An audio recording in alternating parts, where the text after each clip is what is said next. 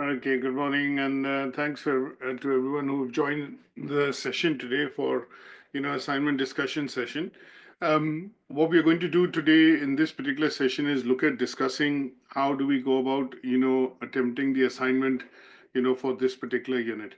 Now, before I start, what I'm going to obviously do at this stage would be to try and show you a couple of documents, and these documents essentially would, be helpful because they will allow you to understand, how to go about essentially, I would say, doing the assignment.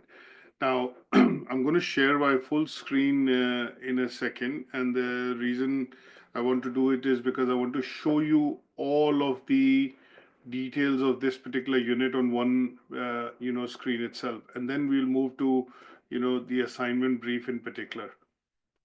So let me just organize this here, and then we will do a bit of a discussion on this. So just about looking at sharing my full screen now, and this should allow you to see everything in a bit of a perspective. So what you see on your screen now would be typically 4 windows that I've opened up. I'm going to go into details of it, but these details we will go by looking at individual documents, so that they are much more clearer on your side. I've got a big monitor. I normally use that 49-inch monitor, so obviously I can open a lot of windows. Now, the reason of showing all these windows is 2 reasons. One is I want to show what are the documents that you should have at your end when you start looking at actually doing the assignment, for this unit. So the first document that you see on this side, on the left-hand side, on my left-hand side, it might be right-hand side at your end. This particular document that you see here is primarily what is called a US. And I normally call it US because it's unit specification. This is a document that I use to primarily teach because when I'm delivering learning outcomes, I'm actually covering all the learning outcomes, which are given in this particular sheet. So there are 4 learning outcomes. We've had 4 sessions, and obviously what we've discussed in the presentations and in this unit covers all the indicative content which has been given out by the awarding body ATHE as syllabus, if I put it this way, that needs to be covered in the assignment brief. Now, this is a document which is also useful for you as students because it also gives you a clear idea in terms of what criterion, what are the learning outcomes, what are the assessment criterias, and then how many of them are in pass category, what is in merit, and what is in distinction. Now, when we at this stage are looking at doing an assignment for this unit, the second most important document that we look at is what is called AB. And I call it AB is because it is short form for assignment brief.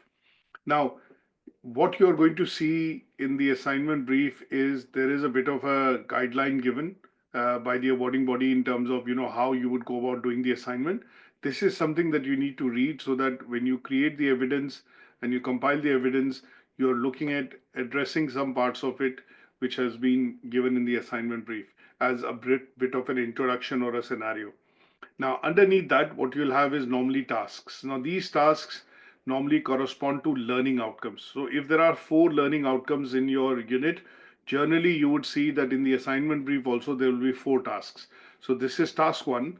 Task 1, which assessment criteria and learning outcome it conforms to, is actually given here. Towards the end of the task, always the last line would tell you exactly which this learning outcome is and what are the assessment criteria this task will be addressing.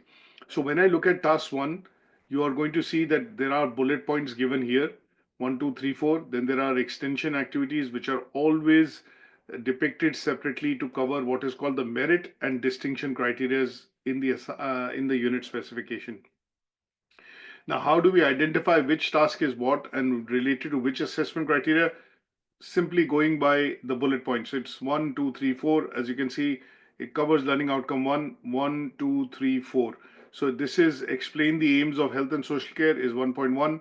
Describe the organization of health and social care 1.2, 1.3, and 1.4, so on and so forth. How we can verify this? Because when you look at the tasks which are given here, and you compare that to the assessment criteria, they would be the exact same wordings which are given in this document. There is no difference whatsoever in terms of the wordings given in the assignment brief vis-a-vis the unit specification. And this is going to be useful because when you start numbering and put your assignment into a bit of a structure, this will be useful because if you mention 1.1, 1.2, 1.3, 1.4, it becomes easier and easier for us to, kind of correlate to what task has been done, but also it becomes easily identifiable that this is the assessment criteria that you are trying to answer. Now, when you look at the extension activities, if you look at outline the sector, this is 1M1. And if I look at 1M1 here, it is exactly the same. And then the next one, analyze health and social care spending. That is exactly the one which is given here, and that is 1D1. So when you look at the assessment brief, assignment brief, and the unit spec, they exactly are the same.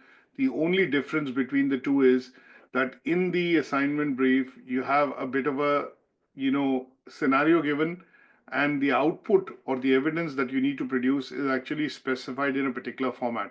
Now, if you look at task one, it says you need to prepare a set of slides for a presentation. Now, this requires you to create a presentation. You cannot do this as a document. So the first task, learning outcome one, complete, is to be done and prepared as a PowerPoint presentation, which will have all these. And I will show you in a bit how we will go about doing it. Then you go to task two. So the idea of breaking down the tasks into various forms of, I would say, output, there are two reasons. One is the awarding body doesn't want you to write pages and pages of evidence. What we want to do in the assignment is to check your knowledge and skills that you have gained and the understanding that you've built on by studying this particular unit. And the other most important reason why you would see that these tasks are broken down into different forms of output is when you look at teaching and learning. In our case, we look at there are 16 different forms of assessment. I can do a group discussion with you. I can call you and give you a test. It can be an open book exam. It can be an assignment. It can be an essay that you write. It can be a reflective essay. I can do an observation at your place of work. And these are what are called all different forms of assessment. And the reason of having different forms of assessment is that sometimes in certain units that we study, it is going to be useful for us to measure and check your knowledge and understanding by giving you a suitable activity to do under the task. And in such cases, what will happen is that we will define what the output requirement would be. So in your task two, it is asking you to prepare a timetable or a timeline. So this task again does not need to be written in paragraphs or bullet points. You would need to insert a table in your Word document, and that would be resembling some sort of a timeline in order to do these tasks and activities which are given here. So again, when I look at bullet points 1, 2, 3, it's 2.1, 2.2, and 2.3. And then this one here, it says explain the arrangement of long-term provision. If I look at this here, and I look at this here, it's 2.4. And then the extension activities, because there's one merit criteria and one distinction criteria, this is given separately here. So when you do write them in the Word document, which I'm going to show you, I will name them as 2M1. I'll copy this as it is from the assignment brief, and I'll put it as 2M1 or 2D1. So it's again easily recognizable, and we clearly, these are activities that you're doing. These are activities that you're doing related to the assignment brief and you're following that structure. Now, task three is prepare a handout. Now, handout, you're not going to be looking at, an essay here, but this is a handout which you're going to prepare, which is going to be in a Word document. And what we are going to do is use a paragraph for introduction and then use bullet points to be able to look at preparing this handout. Because there are, I'm going to show you in a second, in the Word document, when we start the document itself for the assignment, there are ways in which we can use templates which are built in into Microsoft Word or Word document, and they can be used as samplers to be able to create the required output. Again, in this case, if you see, there are two assessment criteria, one merit, and you have two bullet points here, 3.1, 3.2, and the next bullet point, extension activity, which is 3M1. Now, in task four, you are asked to prepare detailed notes. That means, again, it is going to be a Word document. And here, there are three assessment criteria, 4.123, marked here. And then you have essentially what is called one merit criteria which is given here, and that is outlined separately. So before you start your assignment, one of the main things that you have to do at any given point in time is ensure that you go through your unit spec, go through your assignment brief, spend 5 minutes on each of them to understand what the assignment is asking for, what the assessment criteria is the tasks are addressing, and how you're going to create the output. Now, just to show this on Moodle, when you log into Moodle, obviously you go on to ATHE on your top menu bar. Obviously, when you log in, I'm logged in as the administrator, and I can see all the courses. But when you log into Moodle, what essentially happens is when you are on the home page itself, you would just see on your My Courses, when you click, you're just going to see the course in which you're enrolled. The other way of getting into the course is go to ATHE and choose the course, second course, which is ATHE Level 3 HSC, which is Health and Social Care, and you click on this option, it will open this particular course up. Now, when I look at this particular course, and if I now just briefly share just one screen so that it's a bit more clearer, what you do is first thing is that you will see navigation on the left. Now, if you're opening it on a tablet or a mobile phone, obviously because of the smaller screen size, the amount of information that you will see on your screen might be slightly organized differently because the menu system would vary. But if I look at, obviously Moodle on this side, if I open it on a smaller device as well, and if I refresh this particular page, what you'll basically see is the side menu bar becomes a button. And if you need to access it, you will have to click or close it. But this is when you open it on a mobile or a tablet, this is how you will see. The first thing that I would always do if your course is fully open, click on the option collapse all so that you see a bit of a summary like a table of contents.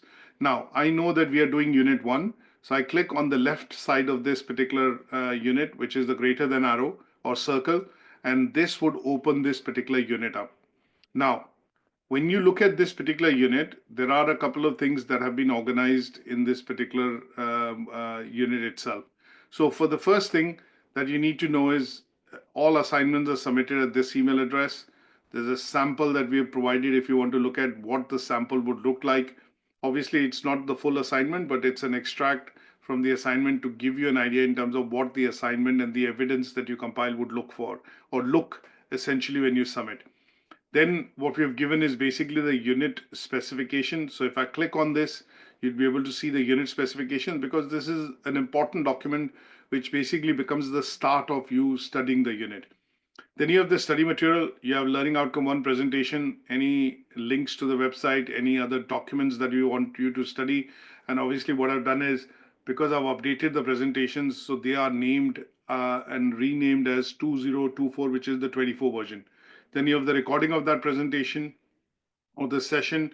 Similarly, you have learning outcome 2, any articles or additional documents we want you to read, the latest version of the presentation, obviously then the recording of the second outcome, the third, the fourth, and then towards the end, we have a presentation that we have created, which is the assignment discussion session presentation.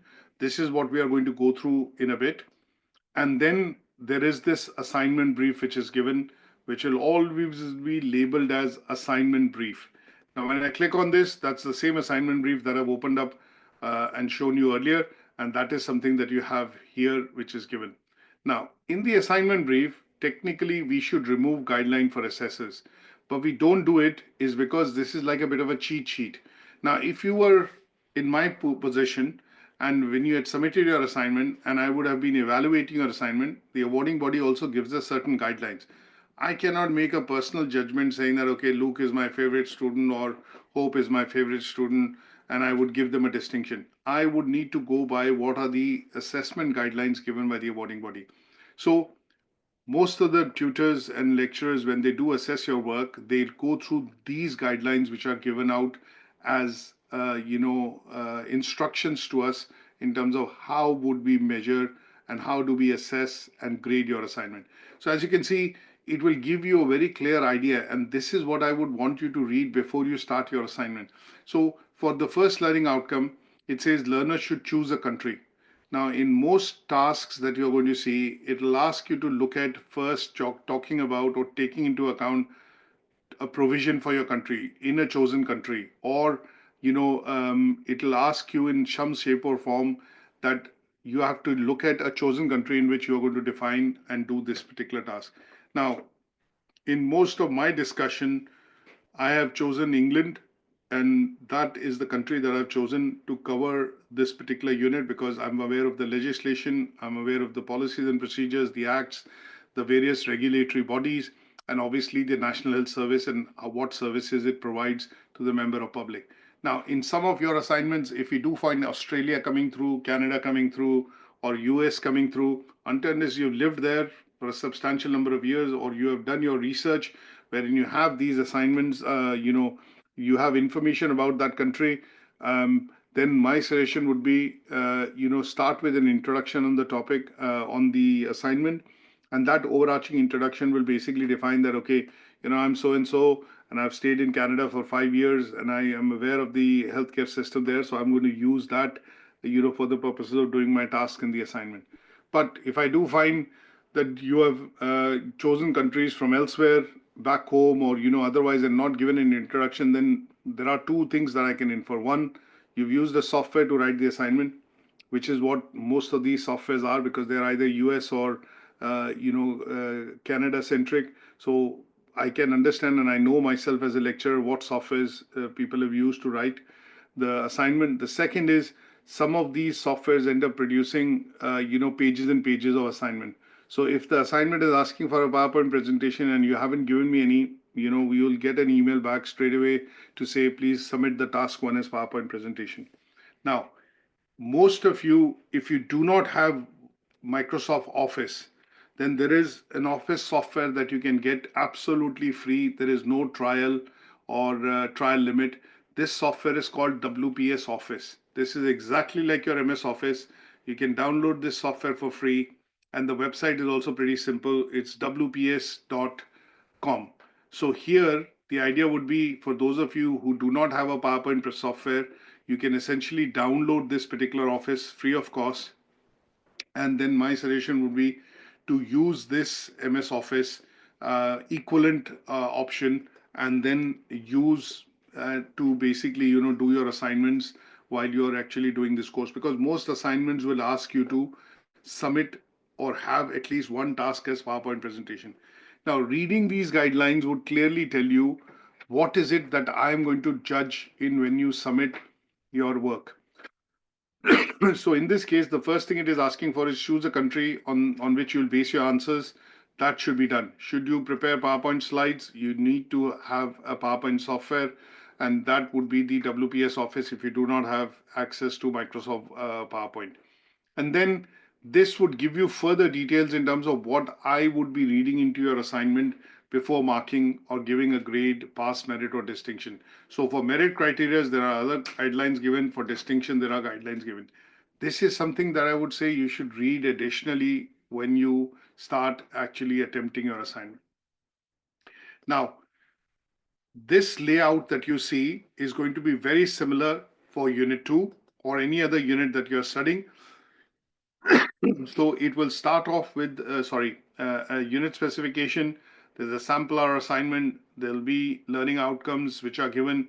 And then you'll also find what is called the assignment brief for this particular unit. So for Unit 2, somebody had asked me that there is no assignment brief given. And what I'm going to do is, upload the assignment brief here. Generally, the assignment briefs are not uploaded, on the Moodle initially, simply because of two reasons. One, if you look at the university and how the guidelines are set, normally assignments have a release date and assignments have a submission date. So obviously, if we release the assignments before the unit has been studied, sometimes, this gives unfair advantage to learners because they've had the assignment brief for a number of weeks, and that allows them to attempt the assignments for the unit, and take additional time. So this is something which, awarding bodies and university system, when we look at, they kind of, let's say, not promote or they are against it. But generally what we've done is, I think in most units, we have provided the briefs. And my suggestion is after you've gone through the assignment discussion session, with the tutor, then you have 2 weeks to be able to submit the assignment. So that one, you're quite clear in terms of what the requirements are. Second, you understood the unit, and third, you know clearly how you're going to go about attempting the assignment. So on the Moodle, you should be able to see the recordings. You should be able to see the assignment discussion session. You should be able to see a sample assignment. This is a sample that we have uploaded, which gives you a very good idea in terms of how the assignment would look like when you submit or would have been submitted by, say, another student. So in this case, as you can see, we have not given you the presentation, but the presentation notes have been included in the Word document which the learner has submitted. But it gives you a very good idea in terms of, because on the slides you put only some bullet points, and then the explanation of the bullet points typically tends to happen in the speaker notes or slides space underneath the slide, and those are what are called speaker notes. So the first part, as you can see, is a presentation. The tasks 2, 3, 4 have been labeled very nicely.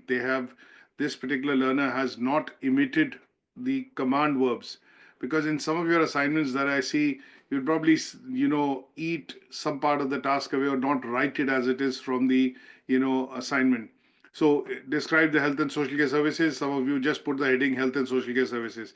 Now, for me, if I have to assess your work, I need to be very clear that what is the command verb it is asking you to describe, and then we need to have the full task written here, which basically specifies what is the context in which the health and social care services are being discussed. So when you do start an assignment, which I'll show you now, because we'll go into the presentation, you would need to copy the tasks as it is from the assignment brief, so that there is no omission of any command verbs as far as the assessment criteria are concerned.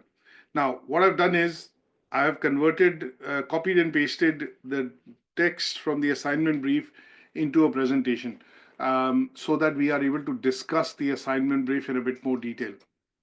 Now, any questions that you have so far with regards to either the Moodle, assignment brief, or the unit specification? Are you clear now in terms of how to identify the assignment brief and the similarities with the unit spec, and then in terms of understanding what is the output required for the assignments for each task?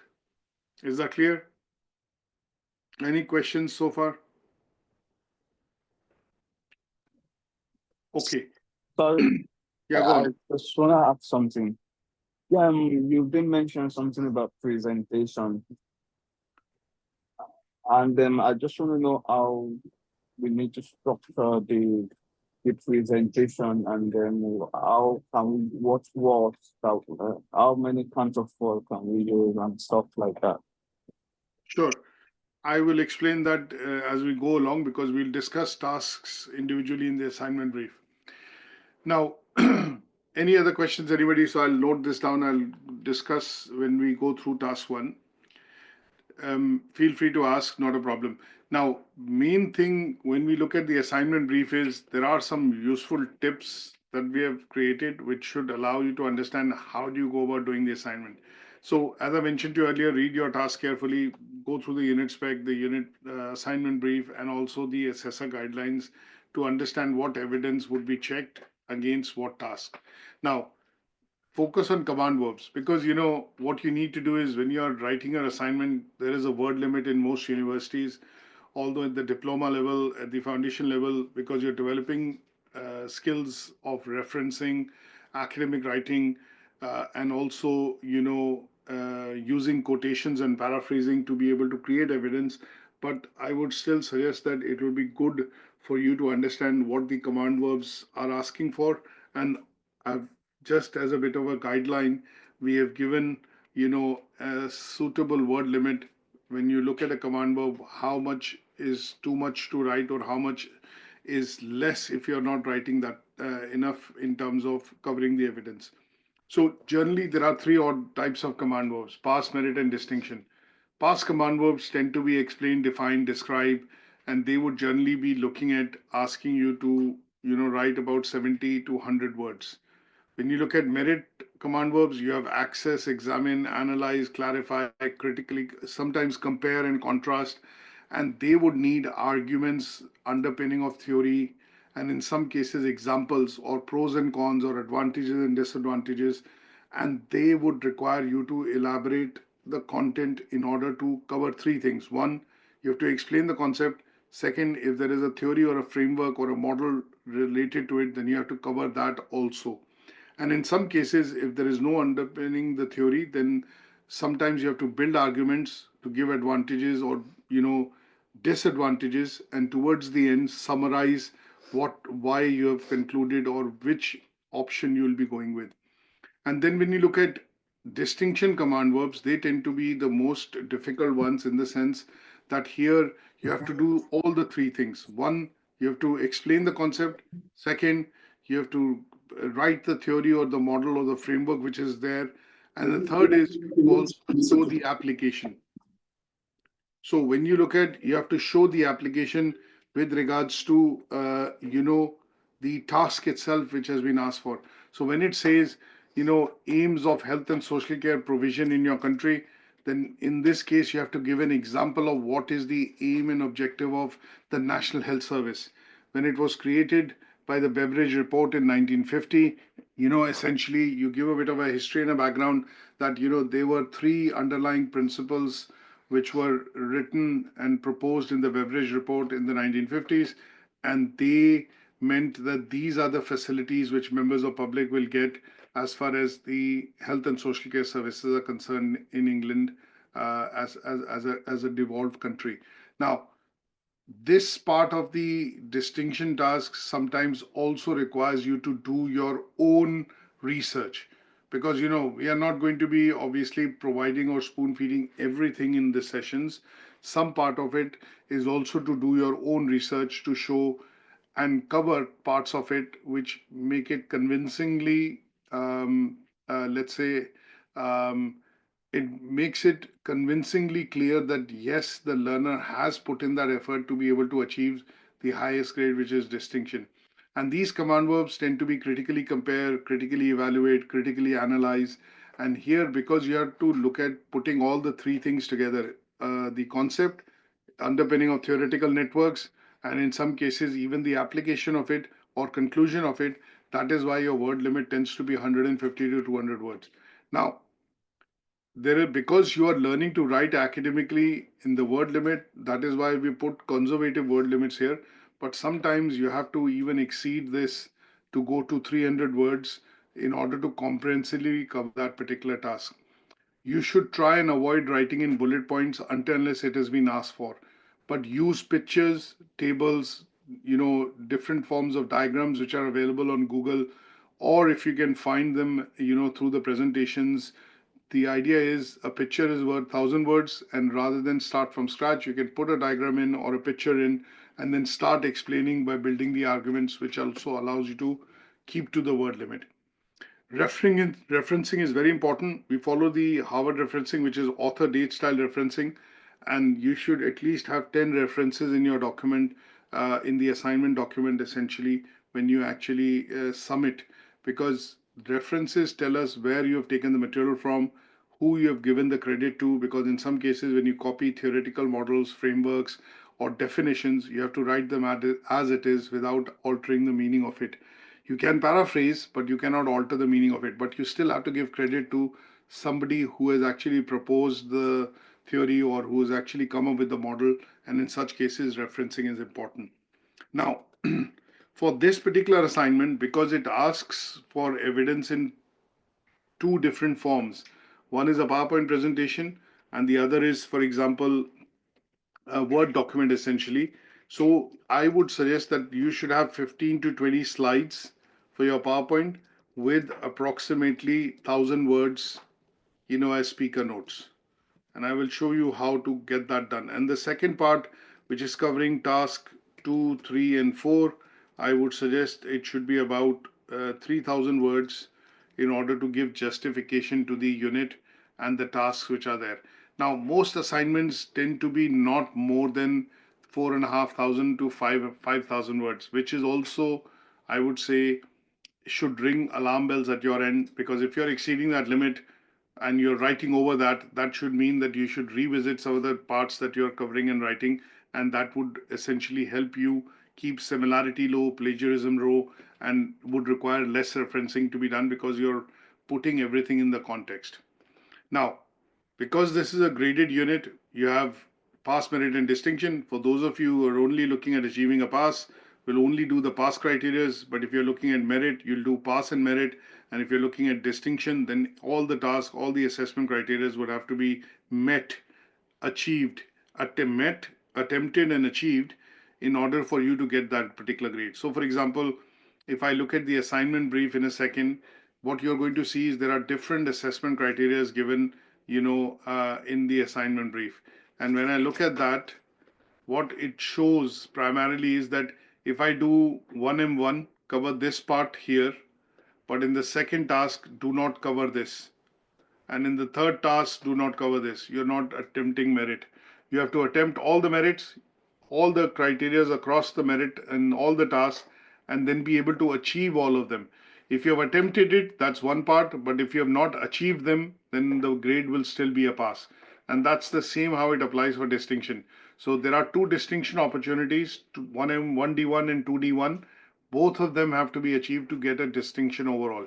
But if you do not achieve or attempt, then there is no way that you'll be able to achieve that highest grade. Now, one of the other things that you also have to understand that in the submission of your assignment, when you submit, if you've only done the past tasks and we have to give you some feedback to improve your work, and the next time when you submit, you increase in that work or include in that work merit and distinction, that would not be allowed. Because in the first attempt, if you have not attempted all the criteria and all the tasks, there is no way that you can get a chance to basically better your grade by attempting it the second time. So it is very important for you to attempt all the tasks in the first go. If you do not achieve the merit or distinctions, then we are at least as a lecturer, I have the opportunity to give you feedback. You can then amend the work, change it, and then resubmit to be able to achieve that grade. But if you haven't attempted it in the first attempt itself, there is no way that you'll be able to achieve or better your grade. And the minimum that you would be able to get is a pass only. Now, one of the things that we mentioned in the PowerPoint presentation as a separate slide is what is your assessment going to be based on and what is the evidence required for that assessment. So assessment and evidence. So the assessment and evidence is task 1 has to be a PowerPoint presentation, task 2 has to be a timeline or a table, 3 and 4 are basically a handout or a written report. The handout, if you look at, gives you a flexibility of writing it in short paragraphs or essentially use of bullet points. And that is what your document should clearly depict when you submit an assignment. Now, in this particular unit, even before we start doing the assignment, which we are going to do now, would be that you need to decide what country you're going to base your answers on. I'm in the context of the assignment brief, it says a country. In my lectures, I've chosen England. But if you, as I mentioned to you earlier, if you choose to write or take another country that you're more familiar with and you've done your research in, then please, by all means, do an introduction at the start of your assignment document so that we know very clearly that you're not basing it on England, you are going to be basing it on a different country. Then obviously clear mentions in terms of, making sure that you are essentially referring the assignment brief, you're copying the tasks as it is, and I would say use plenty of graphs, tables, charts, and images, which makes your assignment not just colorful but also more informative and allows you to build arguments as you essentially submit it for the purposes of evaluation. Now, when we look at a bit of a scenario, that is something that you need to read, which is given in the assignment brief. It talks about that you're doing a work placement in a training department of a large health and social care organization. You have to wear this hat and assume that you're working in a large organization, and your manager is asked to create some material that would be used for an induction program for new trainees. And this is what you need to be able to give and compile your evidence against in the assignment. Okay, that is the main bit that you have to look at. Now, going to the task 1, which talks about preparing a presentation. So what I'm going to do is look at creating a new presentation. because it is asking you to create a presentation and we need to look at creating a presentation. The first thing that I'm going to do is, as you would see a new presentation on my screen, first thing that I'm going to do is basically structure this to give some idea in terms of what am I doing. So I will put the name of the unit. It is task 1 that I'm going to do. Put the name of the unit, task 1, and I'm going to put my name so that I can really identify what this and who the person is who's actually making the presentation or compiling this evidence. I'm going to insert some empty slides, and then what I'm going to do is copy each of these tasks and put them as the first heading on these slides. So the first task is 1.1, which I'm copying from the assignment brief as it is. Assuming as of now, I'm just creating an empty shell because I would be inserting more slides, for each of these tasks because it's just going to be one slide. But I'm just creating an empty shell right now to basically get this into a bit of a perspective when I start doing it. And then the last one, which is 1.4.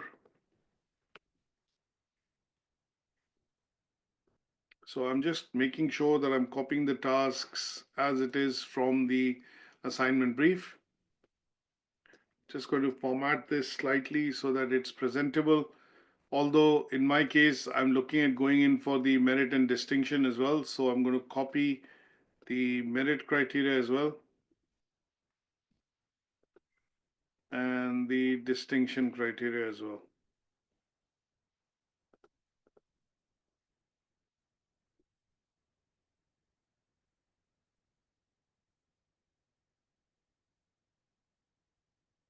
And then towards the end, what I'm going to do is, because I'm going to cover these tasks, I'm going to create a slide for references as well. Now, before this, what I'm going to do is introduce a slide, and that would be called introduction. And here is where I will give my country of choice. So I'm going to write something about in terms of, health and social care provisions, or which country that I'm taking. And the idea here is to give some part of an introduction to your lecturer or somebody who's assessing your work that I am going to look at choosing this country for the purposes of, answering most of the tasks on the assignment. So this is what I will do here. Amrita, जा रहे हो? Amrita? So what I'm going to do is here I'm going to say for task 1, I am going to choose England as a country to cover the tasks in as per the assignment brief. What I'm also going to do in this case is, because it is asking about certain things, so I'm going to keep, I am going to discuss 5 specific objectives which are provisioned under the National Health Service NHS in England. Now, this, if you mention, I would say 20 to 30 words, gives me a very good idea in terms of what is it that you're going to be covering when you talk about, task 1. And then what I will do is go into each of these slides and obviously start putting the context with regards to what I would be discussing. Now, to give you an idea in terms of how much is too much or how much is, in terms of if I have to write the, let's say, details of this, what I'm going to do is basically start talking about, the provisions of how health and social care services are, offered in the in England in particular. So what I'm going to do is before I start anything, I'm going to start off with, as I mentioned, use a lot of images, use a lot of, diagrams and images. I'm going to start off by talking about the structure of NHS England, because this is what I'm going to be covering in Learning Outcome 1. It talks about understanding the structure of health and social care provision in a chosen country. So I need to show the structure first, and then what I'm going to be able to do after this would be to talk about what are the main aims of the um, let's say the provision of health and social care services. So I'm going to insert one or two slides, and I would put the aims and provisions that are essentially bits that I'm going to cover in this particular task. So one of the first things that I'm going to look at is, so here it talks about aims of health and social care provision. So I'm going to write first aim, and I'm going to put that here. So the first aim of NHS is primarily to ensure that it provides overall health and well-being services to the population in England, and this includes necessary care treatment for individuals, support or care which is required in the case of social care services, including the elderly, disabled, and those with long-term conditions. That's the first aim. Then the second aim. Now, I am talking about explain, and explain essentially means that I'm going to write them down primarily for the purposes of explaining what are the aims. I'm not going to go into details. So the second one is to reduce health inequalities and ensure that everyone has and so on and so forth. Then I will talk about the third aim, because NHS, when it was formed, it had 5 aims. So what I would do is primarily talk about the third aim here, and that would be this. Now I would go across, because obviously I filled this slide up. I'm going to go to the next slide, and I'm going to write fourth aim, and it's a PowerPoint presentation. So obviously, in terms of ensuring that you have most of these aims listed out very clearly, I'm just copying and pasting because I have it as a note that I've already created. So fifth aim and fifth and the last aim, this is the fifth and the last aim that I want to have, and that would end up covering this particular part of the task. Because it talks about explain, and explain is writing about 50 to 70 words. Because I put the structure of NHS England here, I'm going to put a bit of a text box here to explain that this is the structure of NHS. And the reason I want to look at, providing this is because it helps us, put things into perspective in terms of why we need to look at, this particular structure and what is it actually conveying. So what I'm going to do is basically summarize this structure and explain the 4 parts: 1, 2, 3, 4. So service providers, local based service providers or councils, regional level and national level. And I would basically put some sort of a heading here, which is where it helps me define some of the key roles or agencies which are depicted in this structure, and that would be more or less, I would say, the first task. Does that answer your question, Luke? Right. So this is how you would go about, making the presentation, for task one. And you might, as I mentioned, we need to be conscious of the fact that how much information we can provide, because the tasks in the assessment criteria in task one are mostly going to be pass 1.1 to 1.4. It talks about explain, then it talks about describe. So you're writing 70 to 100 words. Talks about describe again, 70 to 100 words. So 3 or 4 slides. Task 1.4 is explain again. And again, funding structure, you could put some sort of a chart here, in terms of funding.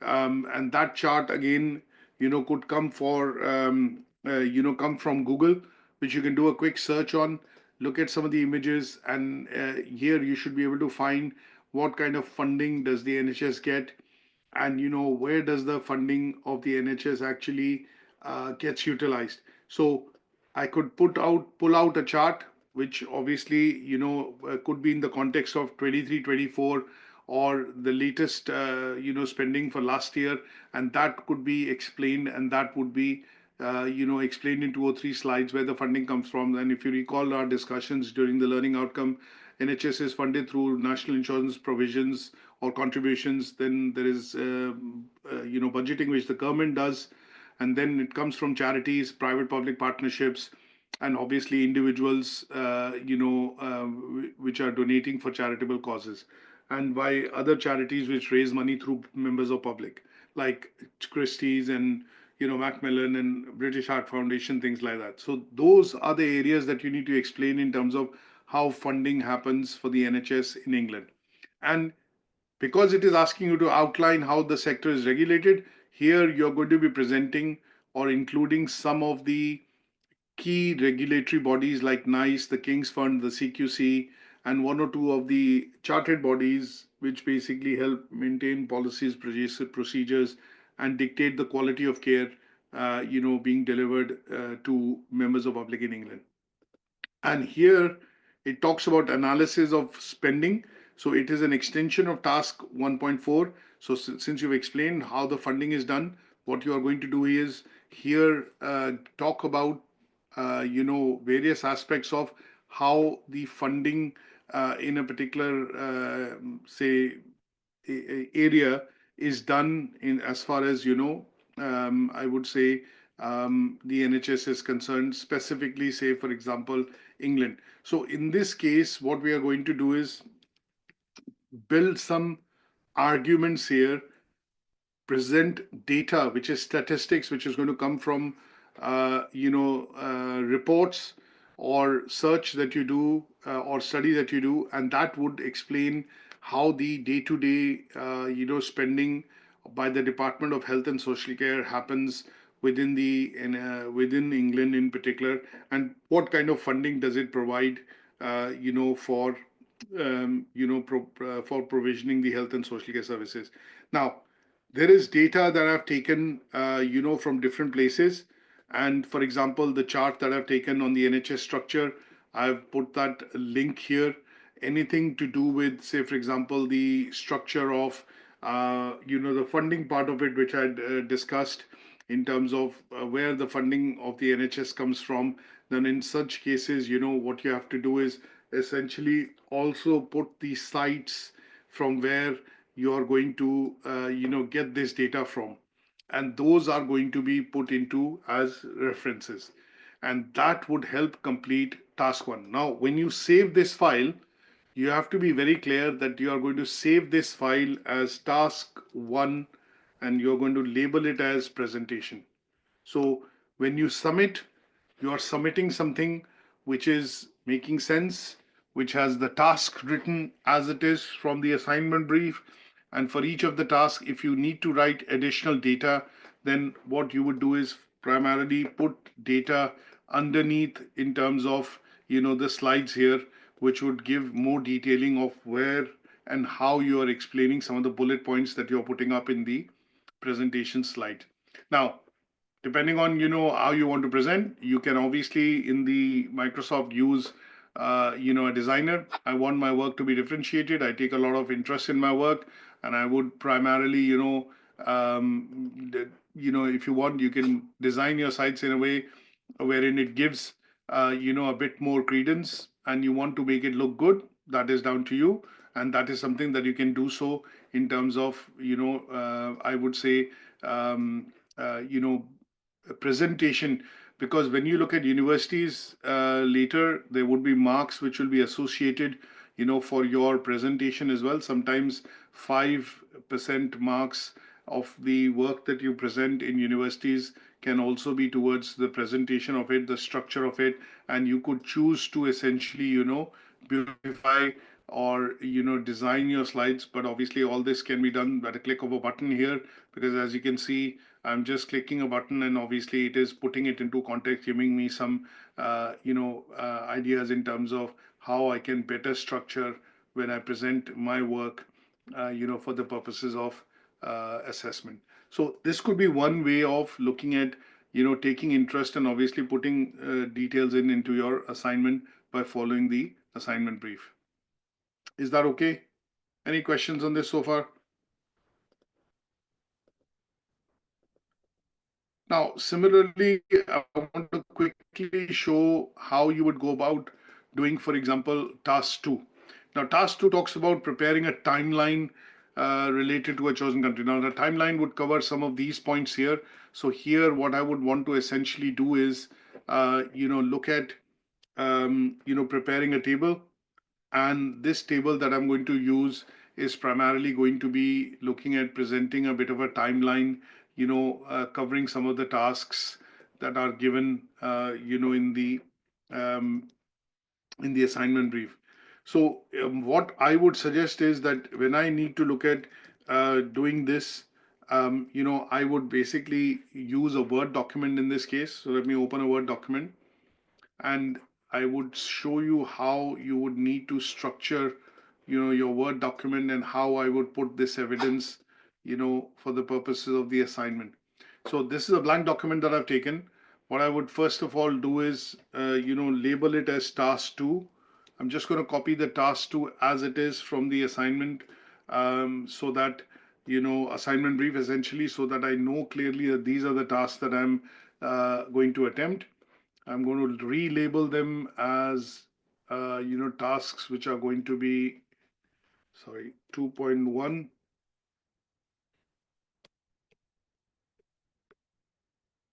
Okay, so this is 2.2.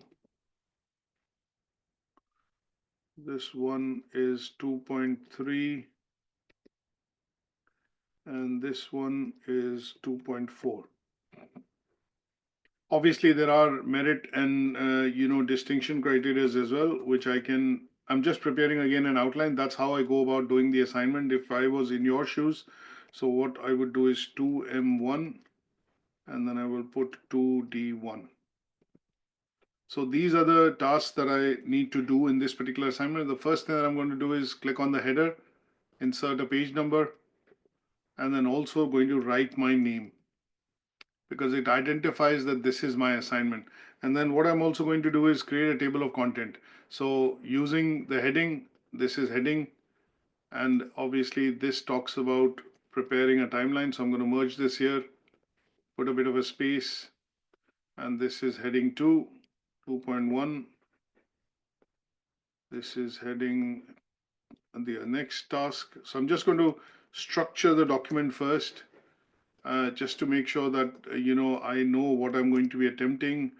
And, when it goes for assessment to the lecturer, all the tasks and everything are labeled nicely for the purposes of, assessment. And, they can be assessed the first time easily without having any confusion.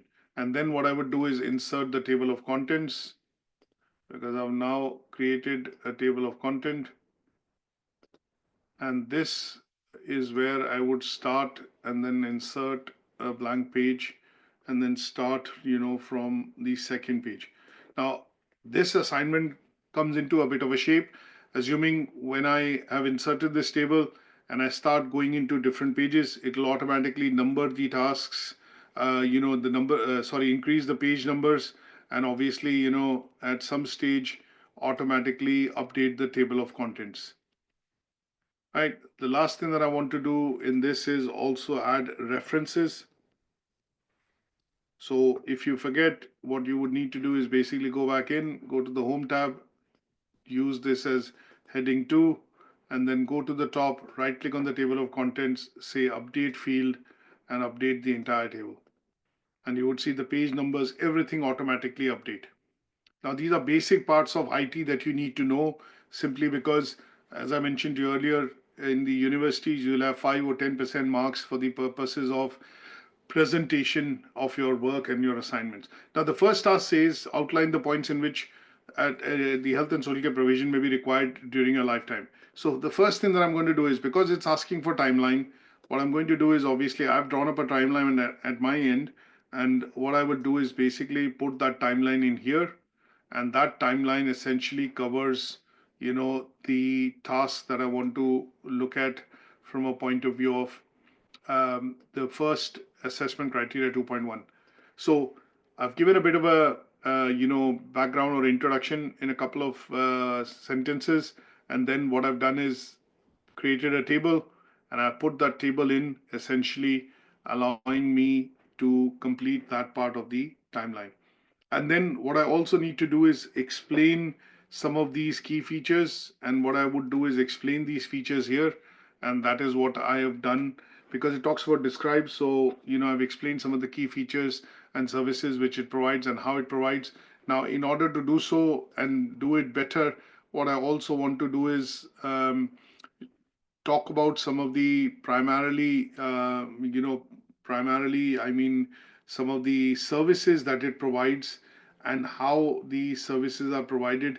What I want to do is basically cover these services. So what I would do is basically talk about these services that the National Health Service provides, and these could be, essentially listed down, here in the next task.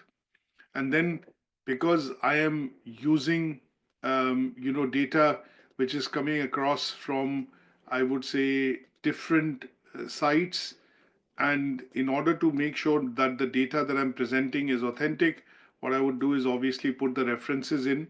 These are websites from which I've taken this particular data for the table, and what I would do is primarily put them as references. Now, one of the key things that you have to look at when you put the references here is that if there are three types of references, I don't know whether this has been explained to you by other lecturers or not, but there are three types of references. One is references which come from books. Second is references which essentially come from electronic sources. So electronic sources, and these references which come from electronic sources could be websites, forums, reports, or articles. And then the next set of references that you can get would come from journals and articles which are published, in some sort of, I would say, let's say they are published in tandem with some of the authoritative agencies within this sector. So the King's Fund, NICE, for example, National Institute of Care and Excellence, you have the Health Foundation. They would be publishing studies or research papers, and they would be published, which is data backed up by research. Now, when you look at referencing, these are the three different types. But specifically, when you look at electronic references, these would be websites. So you can't just put website names here. So here, the first thing that I want to do is, when I put a reference, I need to tell where is this coming from. It just doesn't mean anything to me when you copy and paste the website here. So here, what I would do is the reference is coming from Health Foundation. That is the source, right? This is the URL. And then when have I accessed it? Accessed on, today is the 15th of November 2024. And this has to be put into square brackets, right? Now within this is the source, the site. But what is it that I'm talking about? So I'm talking about health care funding, right?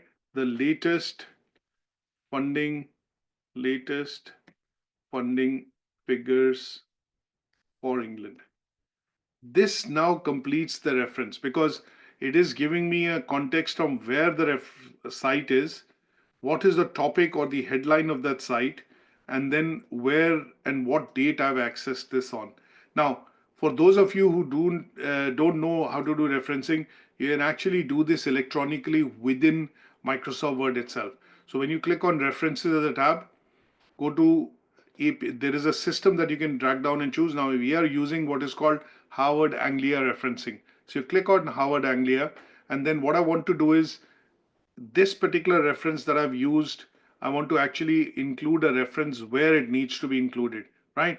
So for example, if I was to look at including a reference here, and I would say source, so what I would do is basically need to include a reference here. So first thing, I will choose Harvard Anglia, then I would say insert citation. Now, I am not using a book. What is the source? Book section, article, there are lots of different, but three basic types. So I'm going to choose what is called a website, because this is a website. Now the website, when it comes up, first thing it'll ask you is who's the author. So the author from which I've taken is Katie Fozard. Now the name of the web page. The name of the web page is Healthcare Funding. what is the URL of the website?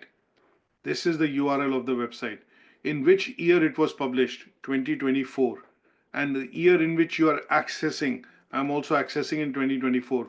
What is the month? 11 and the day is 15. How do we verify this? Let me show you where I'm getting this from. So I'm showing you the exact source, and all the information is available on this page. So this is the name of the page.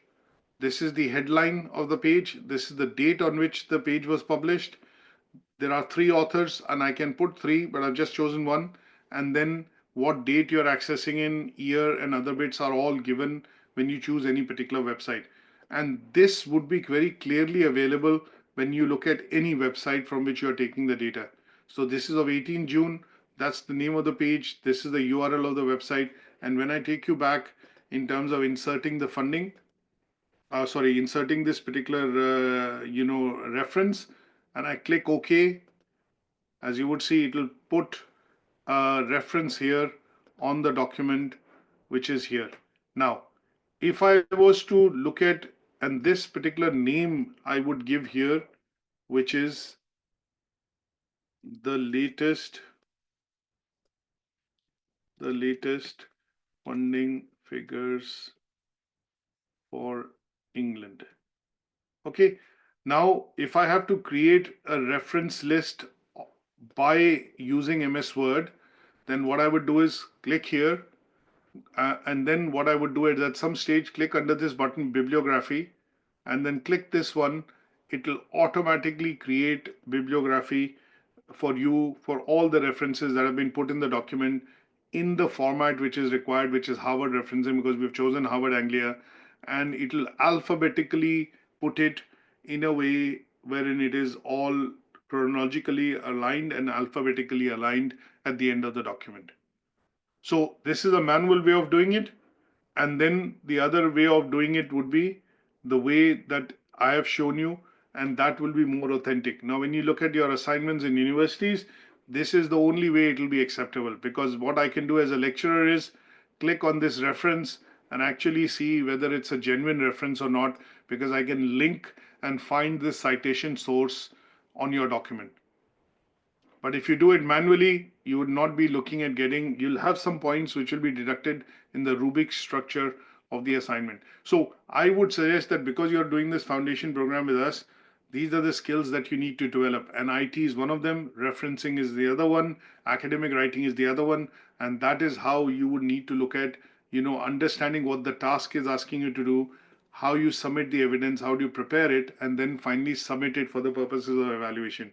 And then you can be 100% sure that I'm going to be achieving the grade that I want to achieve. So I hope this bit is clear. Any questions on this? Any Yeah, questions? well, I want to ask, Yes. is there a recommended style of referencing for the assignment? Yes. Anglia Ruskin, in this case, we only use Harvard Anglia or a Harvard referencing system.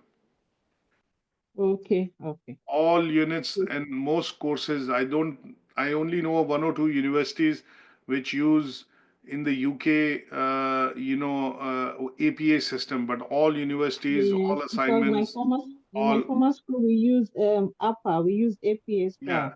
But most of the, universities in the UK use, and most awarding bodies and qualifications use Harvard referencing system. Okay, Okay. thank you. So Thank you. this, no worries. So this helps us cover, the assignment discussion session today. And I hope this has given you a very clear outline and guidelines in terms of how you would go about, attempting the assignment. Okay, now the main bits that I would suggest, one last bit which I want to suggest, that for every assignment you need to have an assignment declaration to say that this is your own piece of work. You've given appropriate references for the work that you've used in your assignment, and there is a declaration available as a Word document on Moodle. And what I would suggest is for every assignment that you submit, you need to be able to submit this declaration along with that assignment. It basically says name, your registration number, the course, and for which unit you are submitting the declaration. And then you have to tick or put a cross. Why we've given you a Word document is so that you can fill it up electronically on your side and then use an electronic signature. Just write your name here, and that should come along with the assignment when you do submit your assignments for each of the unit. This shows basically an understanding that what I'm submitting is my own work, my original work. I've not colluded or I've not used any software, and you're aware of the artificial intelligence guidelines that your work is scanned not just for plagiarism but also for software or anything that you have used and written using AI. This is available here, as you can see on Moodle. It says Declaration of Originality, and when you click on this, it will ask you to download or save this document on your side so that you have it as a Word document and you can fill this up for the purposes of submission of assignment. Now, after you've done so, I think submission of the assignment is done on an email to email which is learnerwork@ukversity.co.uk. Now, most of you have been submitting the assignments, so obviously you know the email address, but this email is a monitored mailbox. You should also get an acknowledgement to say that you would be able to your assignment has been received, and that would allow you to get a confirmation automatically to say that your work is going to be marked, and obviously a grade is going to be provided. So the other bit that you have to keep in mind is the assignment submission, date or last date for assignment submission is going to be 2 weeks, and that will be 30th of November 2024. Is that okay? So take your time. You don't need to rush it through. Take your time. And when you do submit your assignment, essentially on the email, you should write dear, say, for example, or if you don't want to write dear, say good morning. Kindly find attached the assignment. The assignments have to be submitted as a Word document. I would not write Microsoft, but you can use Word document and a PowerPoint presentation. It cannot be a PDF. It cannot be any other form of document like ODT or things like that. You have to learn that the assignment has to be submitted in a specific format. If it was a university, it'll straight away be rejected, and you will be marked that assignment not submitted. So kindly find the assignment which is kindly find attach the assignment, say in the required format, and I am looking to achieve a merit grade in it. So if you're looking at achieve a pass, mention pass. If you're looking at achieving merit, say a merit. If you're looking at achieving distinction, mention that. Regards. Now, when you do submit the assignment with this email written, we clearly know that the learner is looking at achieving this grade. So our feedback to you is going to be detailed, so that if we do feel that any places where it needs elaboration, making changes or addition of data, then the commenting which is done on the assignment, which will clearly show you that this is the bit which is missing, this is the bit which needs to be added, so that you can amend it, make the changes, and then resubmit that part of it to be able to achieve the unit. And the reason we say that is because of the fact that if you are not, say, for example, mentioning what grade you want to achieve, when the assignment is marked and checked, it is straight away going to be graded. And then after which, if you submit or resubmit it again, that wouldn't be acceptable because the IQA would have locked that particular grade for the marking on the assignment, and that would mean you would lose out on the grade for the achievement that you should actually have mentioned at this time of submission. So don't submit any work to us which is on a OneDrive or on a Dropbox or on a shared drive. You should always send the assignment as an attachment in the email. So please, that is a must requirement. We don't want to be wasting time by sending you emails back and forth to say this is not done, that is not done. Make sure that you are able to download the assignment, save it, and then send it as an attachment with this minimum that what grade you are trying to achieve. And if we do find that the work is not meeting the criteria, then in some cases you would get this back, and that would clearly say that this has not been done, or you need to address this. All assignments are now very clearly scanned through AI and GPT scans, whether it's ChatGPT or any other form of software. We have to scan them, and these reports are required for the purposes of certification by the awarding body. So keep that in mind.